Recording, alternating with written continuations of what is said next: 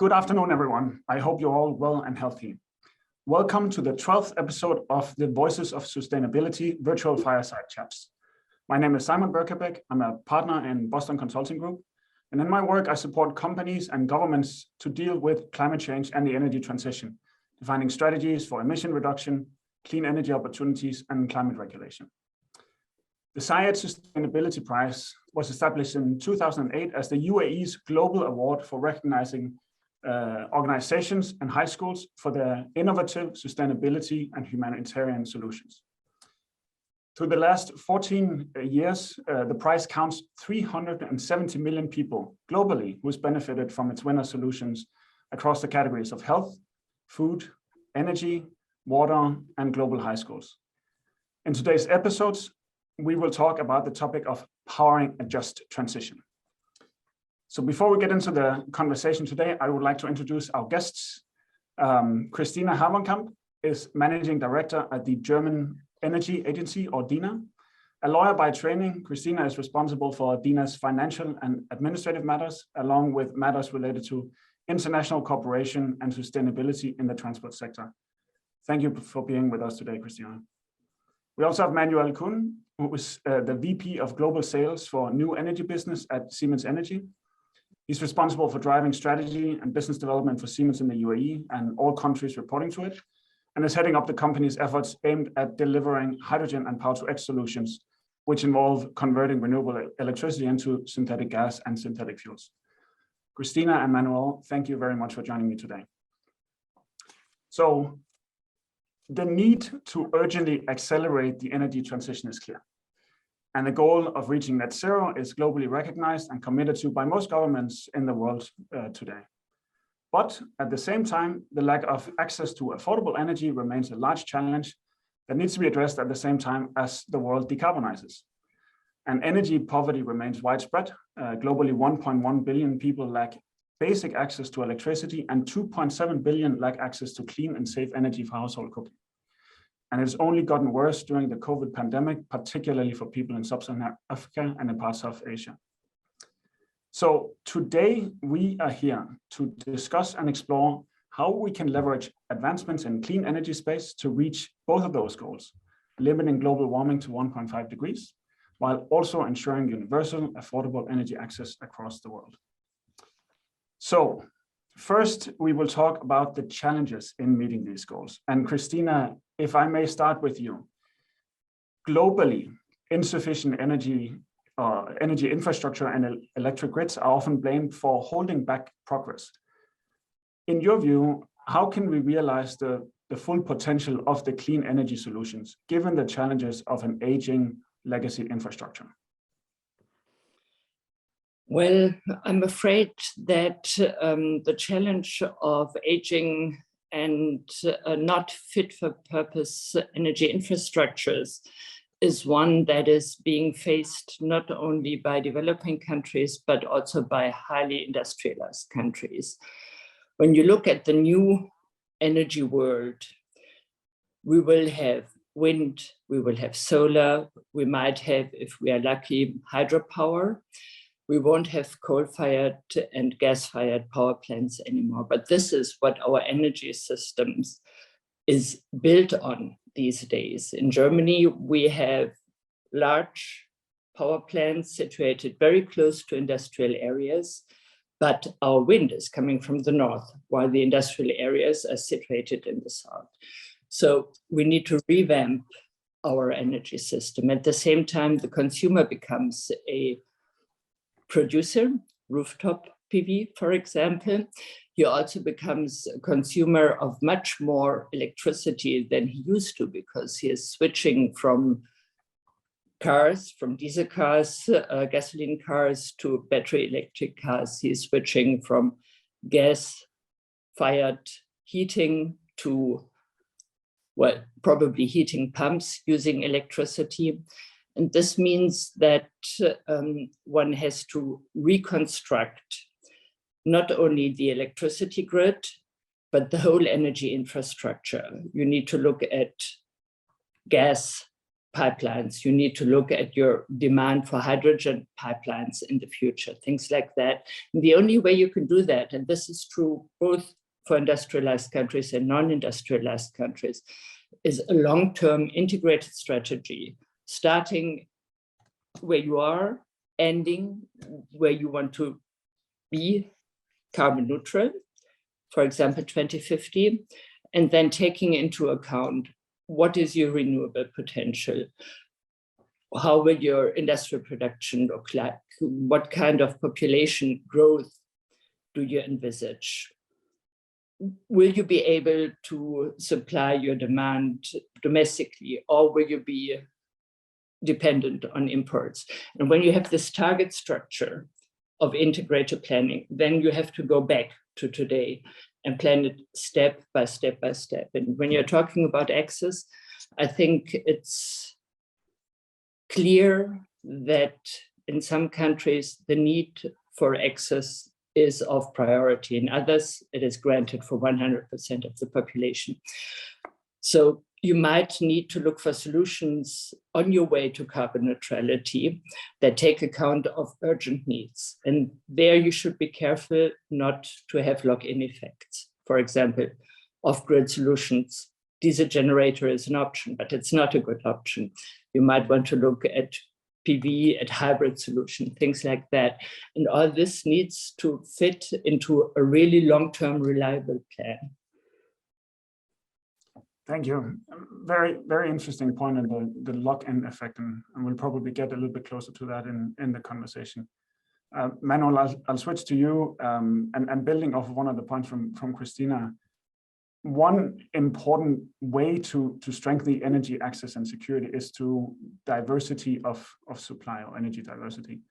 And we of course know that the cost of renewables like solar and wind has dropped dramatically over the past decades. And by now is cheaper in much of the world actually than fossil powered energy. And we expect the cost will continue to drop. So if you look at that and look at other types of energies like hydrogen and power-to-X solutions, why should we continue to look for these other solutions? And especially in the context of universal energy access, what would you see the role of those new technologies being? Yeah, thanks for the question and having me. It's you know, let me go a few years back. When I started at Siemens at the time, we had a team working on specifically on the question how to ramp up the wind industry and how to get into a scale curve and all these kind of things. You know, this is like 15 years back, and they created these nice stickers. There was written "Beat Coal," yeah. So they put these stickers all over on the coffee machine and all over in the workplace. You found these "Beat Coal" stickers, and then we would have never imagined that within maybe a decade or a bit more, we actually started seeing we beat with the renewables the whole conventional industry landscape, yeah. And that is an amazing development, which really cannot be underestimated, and it drives now the policymakers and everybody to really completely redesign the way how they think energy systems and what kind of assets play what kind of role in the system that they have.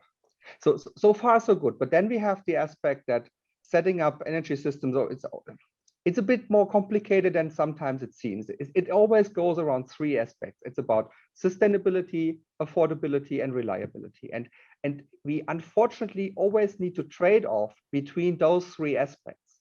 And depending a bit on what's going on in the world, different aspects are more in the foreground and some are a bit more in the background. 2 years ago, it was all about sustainability. And we, from the technology side, we were always raising our finger and said, okay, we can of course put PV and wind everywhere, but we will have a problem on the reliability. We were even pushing the reliability aspect. Kristina just mentioned it. In Germany, you have this aspect of where you generate the wind power and how you bring it there and how you build up the grids. And so we oftentimes only get down to a polarized view of two of the three aspects. Okay, so then the world turned.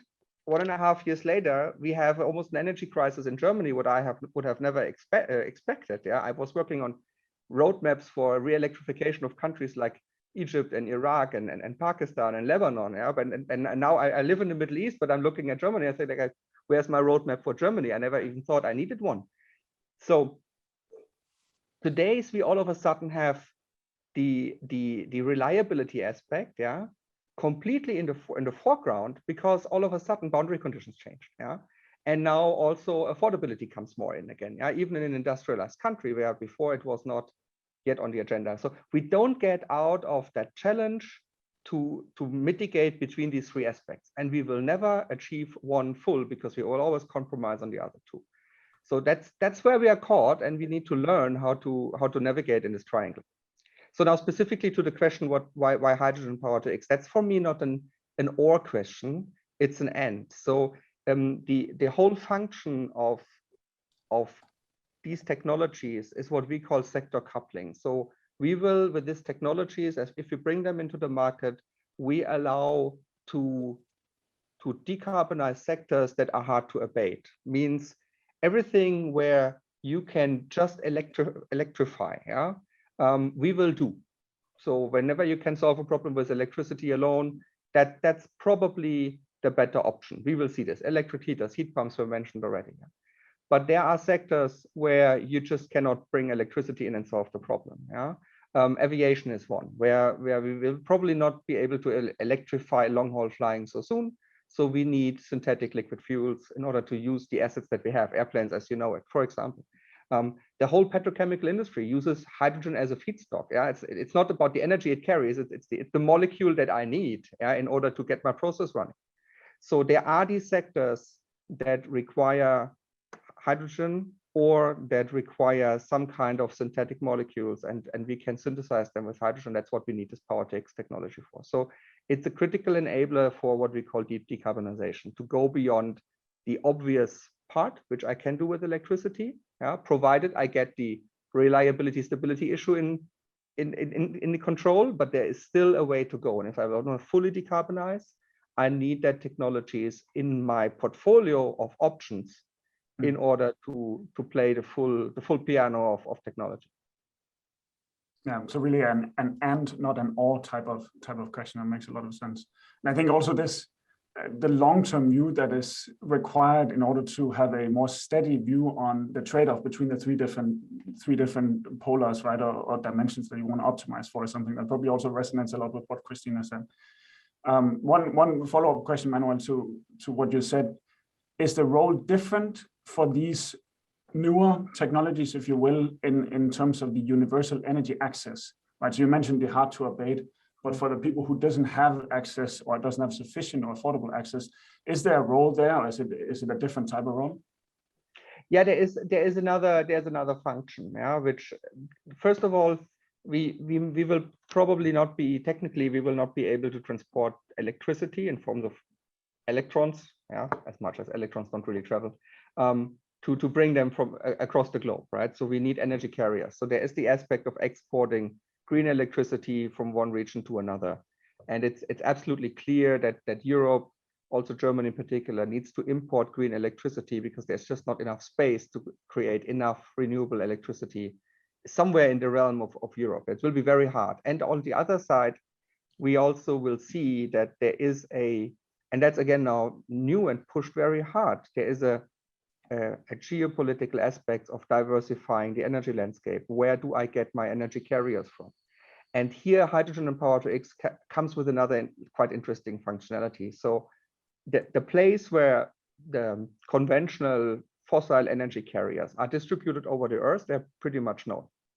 Middle East is one of them. But the distribution of favorable wind and solar resources partly correlates for various reasons, but partly it does not. So you get all of a sudden players on the map that don't play a role in the oil and gas industry, but can play a role in the renewables industry. Especially Africa is a continent where there are a lot of these areas that are not really on the radar right now, but potentially they could. And that will allow us to diversify the energy landscape. So I would expect that it will take us a while, but if we do it right, we will get into a way more diverse landscape of who produces and supplies energy in whatever shape or form to whom. And that is by itself a good thing, because we will get a more resilient system with that. And there's one, let me add one more aspect, and because this, I'm still in the global trade. And then there is one aspect that in smaller applications, we will also be able to get more local access to electricity and energy carriers and derivatives. So for thinking of, for example, producing fertilizer, yeah, we can produce synthetic green fertilizers in mid-scale plants. Probably in some locations in Africa, we could today, for the same cost as we have for the imported conventional fertilizers, for example. So I could build up green local value chains more or less for the same cost, even before the gas price spiked. So that looks quite well. So there is another aspect of having a more decentralized, localized production of critical products, yeah, from fuel to fertilizer to electricity, that also could bring us to a more just and resilient overall energy and trade system. So that's a good segue to my next question to Kristina, which is because of course all of these developments would require finance and investment, and according to a recent report from the World Economic Forum, achieving full electricity access by 2030 requires around 43 billion a year. Right, which is obviously quite a lot. But if you look at it into the context of the total global energy investments over the past year, it's only around 2%. Right, so in that context, it might seem quite small. Yet we are not seeing the investment that is required. So, Kristina, I'd like to ask you, why is it difficult to attract financing to meet this goal? And especially in developing countries, what do you see as the barriers?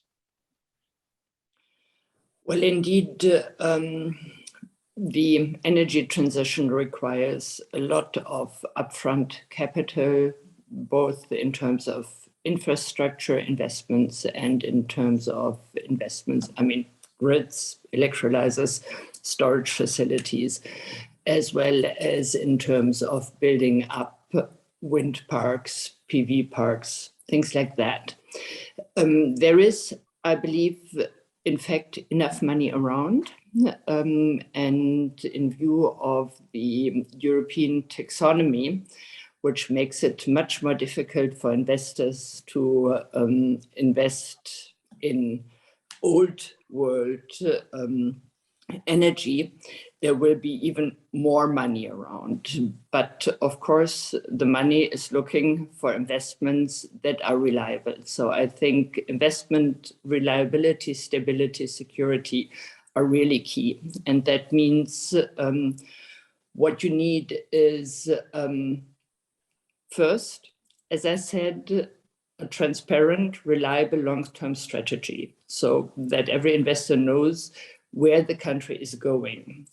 Then what you need is a stable regulatory environment, meaning that rules are published, and those rules that are published are obeyed to, meaning that when there are changes in the rules, stakeholders are consulted beforehand, and that there are no retroactive changes in the legislative or regulatory framework. That is really important. Of course, stable political circumstances are also very helpful, because when there is stability in the government, and when you have, as in democratic structures, a population that supports your government, then you're more likely to be successful in implementing your long-term strategy. And last but not least, of course, it needs to be mentioned, fighting against corruption is always also a part of creating a stable investment environment. And if you get these ingredients together, I think capital costs will be so that you can have a long-term recovery of investments that is attractive to private investors. Nonetheless, of course, public support is helpful, and public finances usually, in particular, well, public finances everywhere are an issue, but maybe even more of an issue for developing countries. So I think it's very good that, for example, the German government at the last G7 summit pledged to raise its contribution to international climate finance from 4 to 6 billion euro per year. And I also think it's good that at the margins of the Glasgow COP, the 26th COP, it was decided to have multi-donor organizations focusing on particular countries, such as in the first step, South Africa, to cooperate both in terms of technology and in terms of finance in order to help the countries do the transition step by step with the support of international financial institutions and more wealthy member states. Yeah. So it's a lot about stability and clarity, both for investors and for the policies that are put forward. And then also you mentioned an interesting point we'll get to a little bit more later in the discussion on collaboration, right, and support that is required across different countries. Manuel, before I switch to opportunities, then one other, maybe a little bit broader question. The power sector needs to rapidly decarbonize in order to reach the Paris agreements of keeping the temperature rise below 2 or even 1.5%. Right? In many countries, it would have to happen significantly before 2050. What's your view of how to both decarbonize the energy systems while still managing this trade-off of providing, maybe it's not a trade-off, but happy to hear your view, providing energy access to vulnerable communities? Yeah, that's the affordability aspect that we didn't touch so much. Yeah, so technically we can solve a lot of things. Also, the system that I just described, it's basically plugging together technology that's already existing. Even if there is a business case that seems to be reasonable, it's still, and Kristina already elaborated on that, it's still difficult to allocate the capital because it's also about proving that this is a reliable place where you can allocate the capital. So we are a little bit in a situation where we have to consciously accept that we are working on a marathon here, not a sprint. And sometimes I feel that the discussions, they get a bit out of hand because people are excited, like me. We are excited to get it done, but there are steps that need to be taken in a certain sequence, and especially in order to allow the less risk takers on the financing side, yeah, which are the pension funds, the large funds. So to bring all the money in these projects, you need to show that this works. So we have to set up pilots, proof concepts, let a couple of these units run for a couple of years. So there are steps to take before we go into gigawatt scale. And as much as we would like to see it tomorrow, we have to go through that journey. Yeah, and that's sometimes tedious. Yeah, and it's good that we have these pledges like from the German government to really foster the funding for international projects, because it really puts also pressure on the international partners to commit to something. Yeah, because we have a couple of situations now where the German government says, here, I'm ready, I'm okay, concept understood, I'm fine. The moment you can, let's say, tick off all the boxes that we do and that we have in terms of documentation and preparation and business case, and which is a lot of local content as well that needs to be created all over the world, we are good to go. So that puts pressure on also the local authorities to sort out questions. Now, the challenge is that it's everywhere over the world. These projects raise questions that have not been answered before because we didn't build these things before. Yeah, we sometimes even did a proper classification of what this asset is. Yeah, is it now more like a power plant because I consume electricity and convert it somehow, or is it a petrochemical plant? Yeah, so there are regulatory questions, and as much as you could see, yeah, isn't it obvious? Yeah, but even if it's obvious, it needs to find its way into local and international regulation, because only then I can go back to my investors and say, here's my offtake, that's the regulatory environment, that's how your money is safe for the 20-25 years that you want to run the asset. And in many cases, we are not there. So we really need that combined effort to get these projects off the ground in reasonable sizes where also the risk is manageable, feed the knowledge back into the technology companies, to the investors, to the banks, to the insurers, so that we gradually raise the level of confidence that we have into the technology and the business models, because then we get to that tipping point where private sector money just can flow in. And as Kristina said, the money is there. We have so many requests from potential investors, but I cannot give them the answers they want to hear, right? They are ready to invest, but I cannot give them what they need to do so. And that, because there is a bit of a way in front of us. Yeah. Kristina, I'll ask you to maybe build on that or provide your perspective, right? And switching more to the opportunities part of the conversation. Manuel touched upon the need for innovation. What is, in your view, the opportunity and the role of innovation to address the challenges that we talked about, to simultaneously decarbonize, but then also providing sustainable and affordable energy for people who also don't have it today? I think the role of innovation is really huge. As Manuel has pointed out, many of the challenges we are facing for the first time. And those are the cases where we are aware of the problem, but need to have innovative solutions. And then on top, I think innovation can be very helpful in improving people's life by just looking at the new markets and structures and developing business opportunities out of those that are then in the interest of consumers such as me. For example, flexible tariffing, smart homes, things like that are all a result of innovation. And of course, all large companies have an R&D department, and most patents actually are coming from those R&D departments. But one should keep in mind that we also have a very lively startup scene, both in Germany and in the United States and in other countries, which must be fostered, because this is where the new thinking takes place, where there is agility and where there is also, let's say, awareness of the opportunities on the ground. We as DENA have instituted a Startup Energy Transition Award, which is global, and we choose the best top 100 and then finally the top 3 every year.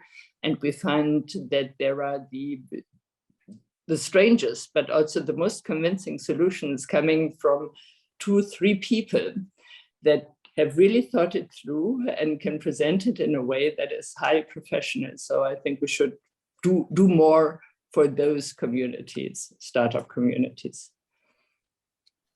Interesting. It's an interesting perspective, this one, that if you sort of broaden out the ability to contribute with new ideas, right, then you get some strange ones once in a while, but sometimes we also need the strange ideas to move towards the goals, right, which are quite difficult to achieve. And also an interesting point on that, it's not just technology, it's also about how you then deploy that technology in terms of business models, etc. That's a part of the way we should think about innovation. Manuel, same question to you. If you have something to add to, what do you see as the role of innovation in providing energy access? So I just wonder, if we say we want to have the system decarbonized by 2050, as I give you 45, that's 20 or 2 years in the future. Okay, just think 20 years back, not about hydrogen power to X. Think of any technology we use. Yeah, the way how we used the internet in the early 2000s. Yeah, I don't want to talk about famous communication devices we all use. Yeah, what happened in the last 20 years, yeah, is completely mind-boggling. So just take this, throw it on our current understanding on the technology we use in the hydrogen power to X space, and go 20 years forward.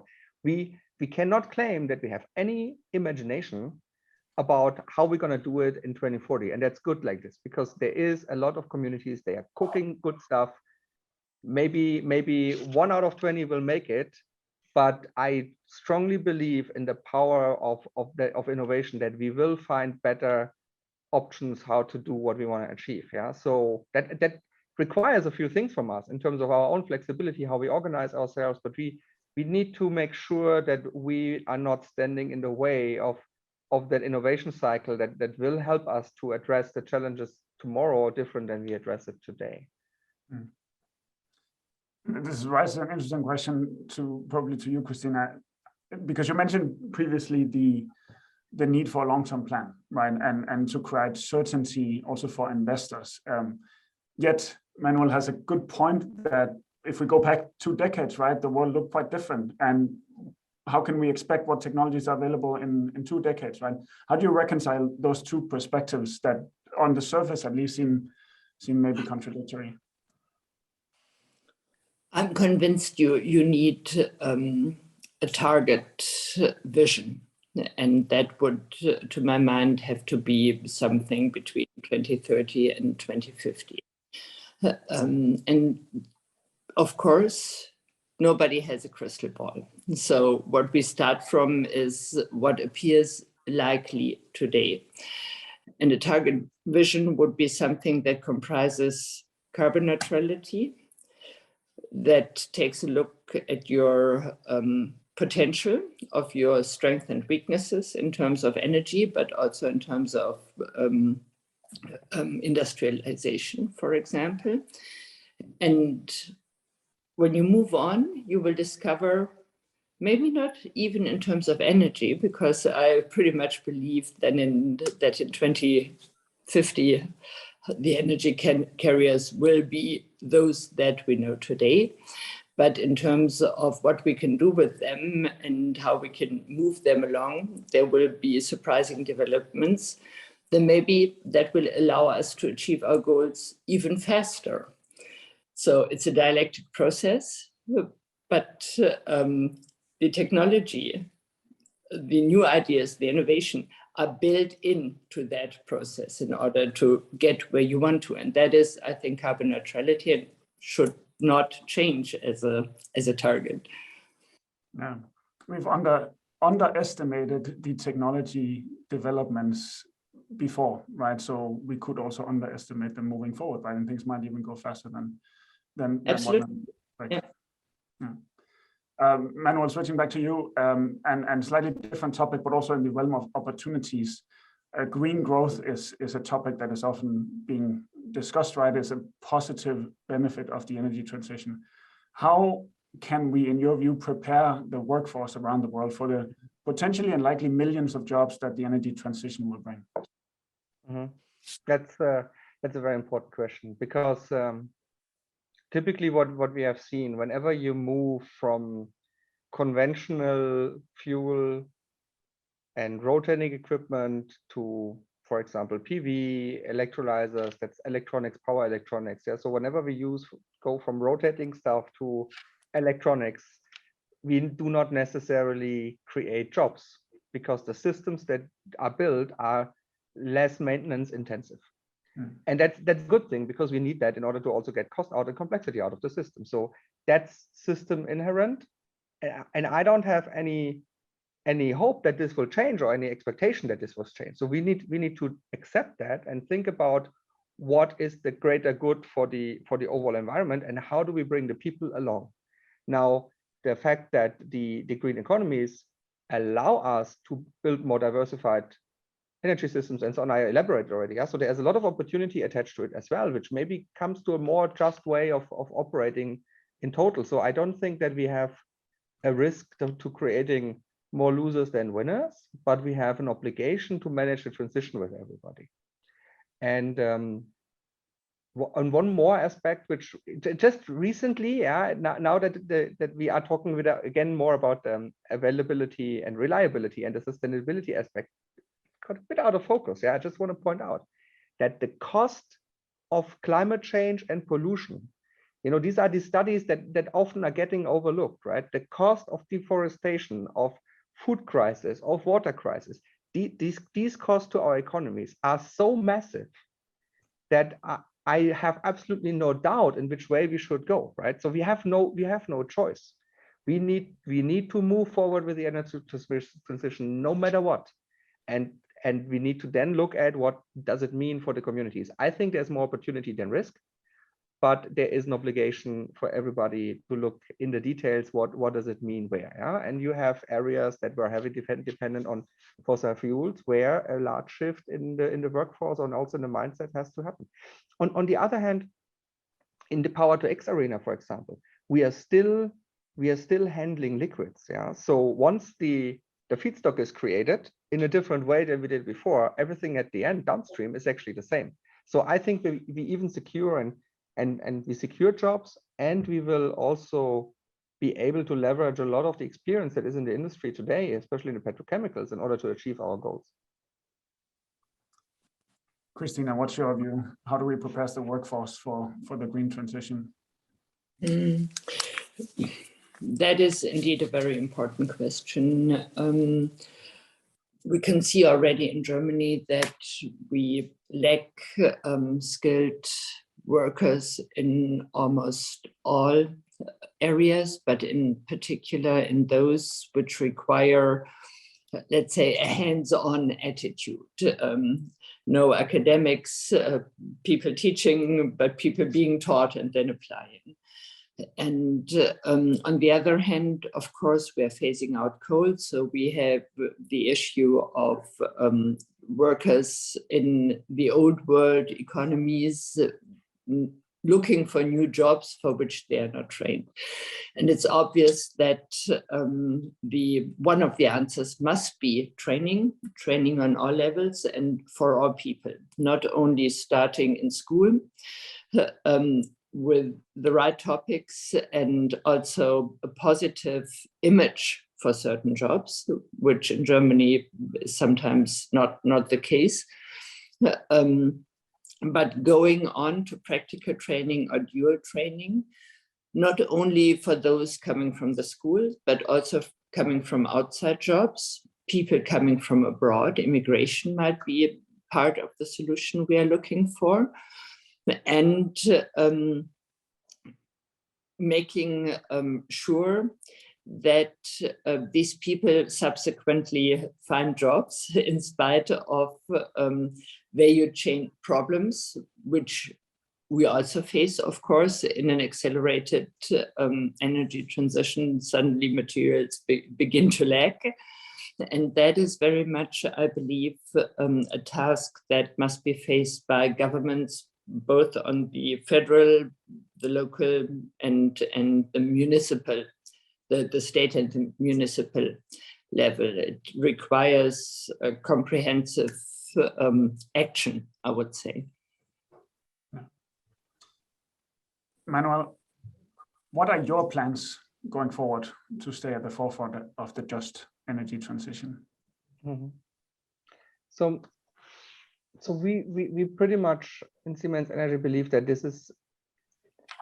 it's a system thinking exercise. So it's not only about one technology, and we need to talk about energy value chains and have them build resilient. We mentioned, I was actually pleased that we mentioned a couple of times already grids in this call. I feel that sometimes the upgrades and also bringing new technologies on the whole transmission is a big topic that I don't know if it gets enough attention, so I always put it up. Yeah, that's as important as the whole hydrogen story, for example, because we need to be able to connect the energy the producers on not over continental scales but short scales. Yeah, and so we need full system views, and that's what we are fostering quite a bit, and we try to in our company connect the people and also force them into different ways of working, which avoids working in silos and think about full value chains. Yeah.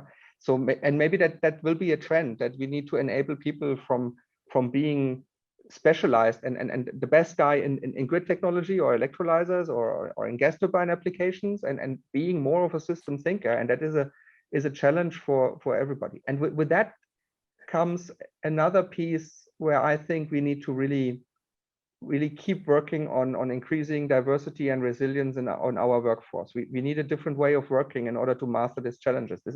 We will go through a pretty messy time in this energy transition, and having a resilient workforce that thinks diverse, comes to different different solutions is very important.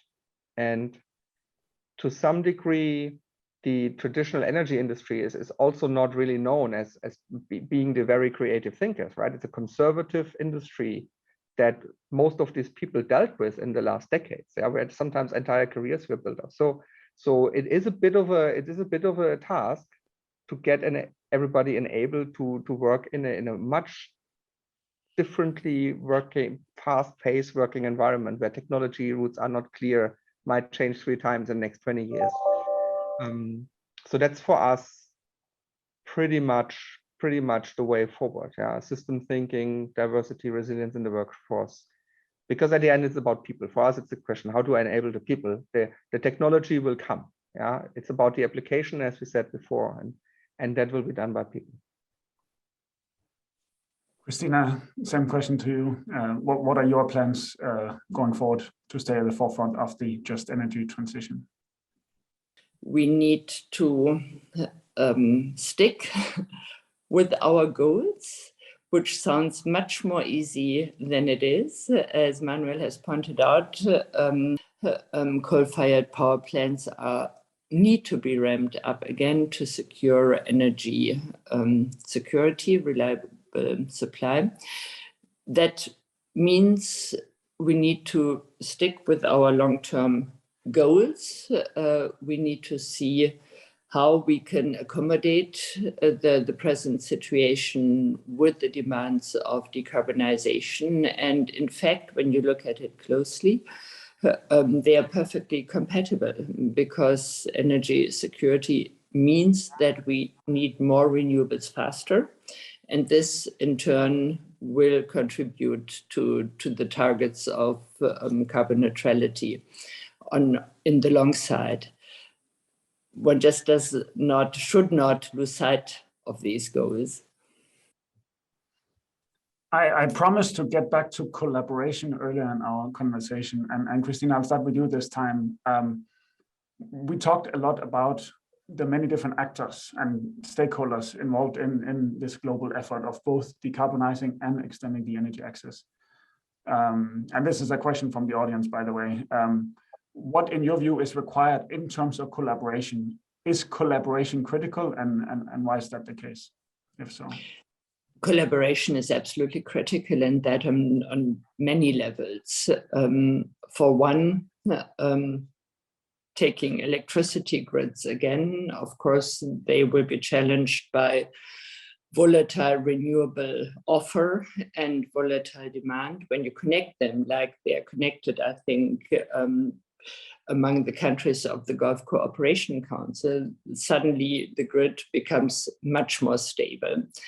When you connect gas infrastructure, or in future hydrogen infrastructure, you connect countries that have an interest in supplying with countries that have an interest in buying. So both are much more happy when they cooperate and connect. But also on a more abstract level, of course, cooperation means exchanging of best practice, so we can learn from each other. Cooperation also means explaining, saying these are our strengths and weaknesses. What are yours? How can we match? And this makes the world, and also the energy world, I believe, a much better place. Manuel, what's your view? Collaboration, what's required? It is absolutely required, because we have this different building blocks in our energy transition that come from different industries, and you have different types of experts, and this expertise, it's there in the market. Yeah? And also to be fast and scale, we cannot create everything from the scratch. Yeah, so having said everything positive on technology, that's one aspect, right? But we also have to go into scale, and scale means you have to get the experts enabled. And the tricky thing is that these people didn't work together before, right? So these electrolyzers, particularly electrolyzers, it's an interesting little piece, right? Because it connects the electrical world with the chemical world. And you know, how go to any university, see how often the electrical guys hang out with the chemistry guys. They're even studying in different places. it's hard to find that. Yeah. So we have people with different backgrounds, different mindset that work in different companies and in different also company cultures before, and we need to bring them together, because they will only, if they combine that knowledge and collaborate well, we will come to better solutions. So collaboration is absolutely key, and I would like to translate collaboration in that case. We need a lot of patience with each other. Yeah. So there is a lot of explanation needed, and adjusting of wording and the way how we do things between the different industries that play a role in this energy transition, so that we find solutions fast, and don't stumble over our feet just by saying the right thing, but not being conscious about what will the receiver actually hear when I say what I say. Thank you. So we're unfortunately coming towards the end here, but before we wrap up the session, ask of each of you to share in one word, how would you describe the future of sustainability? And Kristina, maybe we start with you. What is one word? Yeah. My word is inclusive. Inclusive. That's a good one. Manuel? And I add opportunity. Opportunity. Inclusive and opportunity. With that, thank you very much, Manuel and Kristina, for your insights and perspectives. I thought particularly interesting that the mentioning, Manuel, of the cost of addressing the issues that we're having are clear. We have no choice. We have a journey ahead of us, right? But we don't have a choice. What's required is system thinking. It's a marathon, not a sprint, and we need to consider the long-term perspective and balancing the trade-offs, developing the infrastructure, and also have clear regulation in order to allow for investment. We also need to allow for innovation.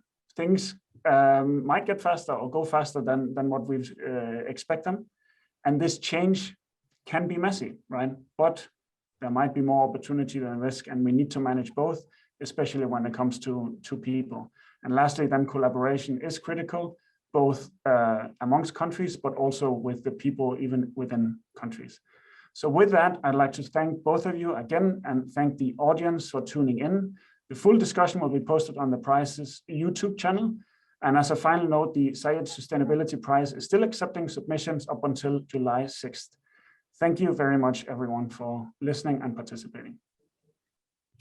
Thank you very much for having us and for the interesting discussion. Thank you, Kristina, Simon. Thanks.